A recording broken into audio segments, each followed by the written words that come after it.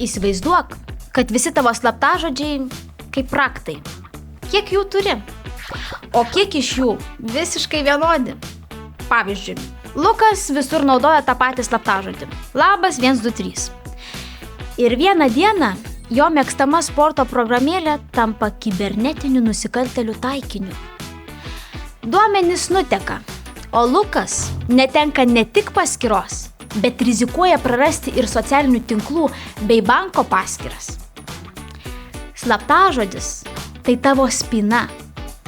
Ir stiprus slaptažodis turi būti ilgas, 12 ir daugiau simbolių, sudėtingas, raidės, skaičiai, ženklai, visiškai unikalus. Vengti reikia visko, ką apie tave žino tavo klasiokai. Augintinio vardo, gimimo datos, mėgstamo žaidimo. Tikra apsauga neturi būti lengvai atspėjama. Naudok 2 žingsnių autentifikavimą. Tai dar viena apsaugos siena. Net jei tavo slaptažodis nutekėtų, niekas negalės prisijungti be antro patvirtimo. Tai gali būti SMS kodas, speciali programėlė arba net tavo piršto atspaudas.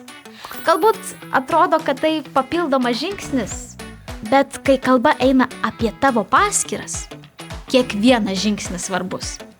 Rūta kuria naują paskyrą žaidimų svetainėje. Kad būtų greičiau, jį įveda paprastai lengvai įsimenamą slaptažodį. Rūta 2007.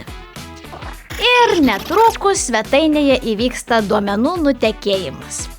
Kadangi Rūta tą patį slaptažodį naudojo ir kitur, sukčiai greitai įsilaužė į jos socialinius tinklus, paštą, o galiausiai net į jos asmeninės nuotraukas. Paprastas slaptažodis tampa durimis į visą jos skaitmeninį gyvenimą. Taigi stiprus slaptažodis prasideda nuo atsakingo pasirinkimo. Venk lengvai atspėjamų žodžių ir nesikartok. Tvarkyti juos padeda patikimos programėlės, kurios saugo tavo duomenis už tvirtų skaitmeninių durų. Tavo slaptažodis tai daugiau nei prisijungimo priemonė. Tai tavo saugumo pamatas internete. Tad skirk jam dėmesio.